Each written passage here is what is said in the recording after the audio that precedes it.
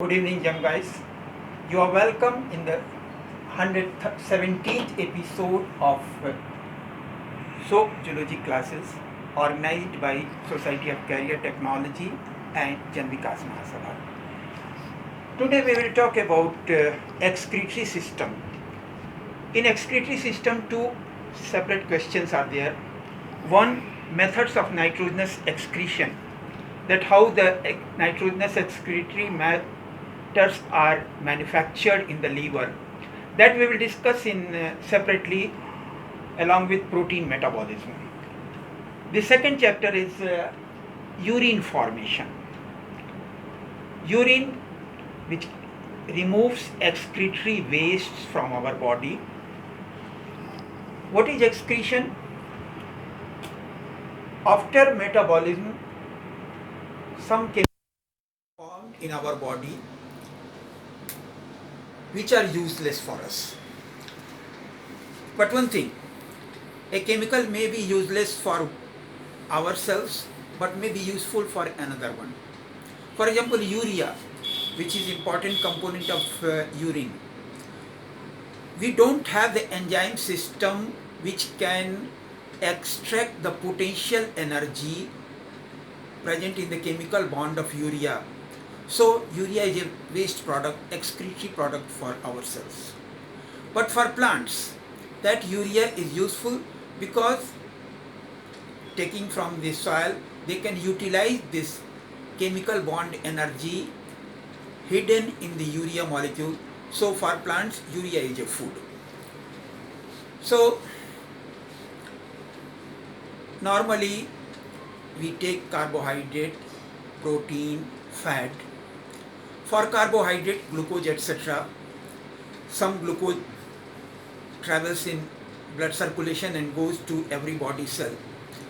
The surplus glucose can be stored in liver or muscle cells in a stored form as glycogen. In fat, fatty acids, cholesterol, they also can, the surplus amount of fat can be stored just beneath our skin in adipose tissue in the subcutaneous fat. This subcutaneous fat layer is thicker in ladies. That is why the ladies feel less cold. But from a protein food, the amino acids are supplied to every body cell. There are no storage organ for them, so that surplus amino acid is waste for us, that has to be removed.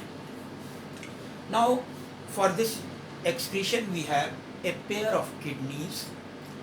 The kidneys, which are bean shaped, they have an outermost granulated cortex and the inner medulla, which has a striated appearance. The medulla contains about 20 to 22 cup-like structures which are called renal pyramids. And the area in between the renal pyramids is called column of Bertini. There is a concavity where the vessel dilates to form funnel-like structure. There renal artery enters, renal vein comes out, and the excretory matter is removed from this ureter into urinary bladder and from urinary bladder through urethra to outside. The structural and functional unit of these kidneys are 1 million nephron in each kidney, nephron or uriniferous tubules. These uriniferous tubules, as you can see, they have two important components. One, a cup-like structure which is called Bowman's capsule. Inside this Bowman's capsule, blood is brought by an afferent arteriole, makes a capillary network, and then again it goes out by efferent arteriole. You can see here that the diameter of efferent arteriole is lesser than the diameter of afferent arteriole. Both glomerulus and Bowman's capsule together they are called Malpighian body. They are made up of single cell layer thick epithelium which is called podocytes. Here there are small, very small apertures through which only blood plasma can be filtered, blood cells cannot be filtered. So blood plasma is filtered and comes in this Bowman's capsule which is called glomerular filtrate. And then there is a tubule. Tubule is very long. It has very coiled structure. First half portion is called proximal convoluted tubule or PCT. Then in birds and mammals we have a hairpin like U-like part which is called Henle's loop, and then it forms a distal convoluted tubule and then it opens into a collecting tubule. The efferent arteriole once again makes a blood capillary network around this Henle's loop and PCT and ECT. The part of peritubular capillary network in this area, Henle's loop, it is called vasa recta. Now, from this structure itself, it is clear that there are two parts, one Malpighian body and second the tubule. So, in function also, urine formation takes place in two steps. The first step is ultrafiltration or glomerular filtration, where in this portion, blood plasma is filtered and its rate is 100 to 120 ml per minute in all nephrons. But here you can see that at this level of collecting tubule, only 1 ml per minute urine is formed. In this glomerular filtrate, this filtration takes place due to pressure difference. Here in glomerulus, the pressure is 70 millimeter Hg, and in Bowman's capsule, the pressure is 40 millimeter Hg. So due to this pressure difference, blood plasma is filtered. Now, what happens? This glomerular filtrate contains some essential substances and some non-essential substances. Essential substances are again reabsorbed into the surrounding peritubular capillary network. The non-essential substances go away along with urine. The three important essential substances are water, glucose, and NaCl. And for reabsorption of all the three, we have three different mechanisms. For example, for reabsorption of water, this part of uriniferous tubule has a different property. It is freely permeable for water. But this part is normally impermeable for water, and it can be made permeable for water only for a short time by the action of ADH hormone of posterior pituitary. Now what happens? Here you can see that in this glomerular filtrate is the 100% blood plasma. So the water content is about 95-97%. In the surrounding blood vessels, 50% cells are there, 50% plasma is there, so about 47-48% water is there.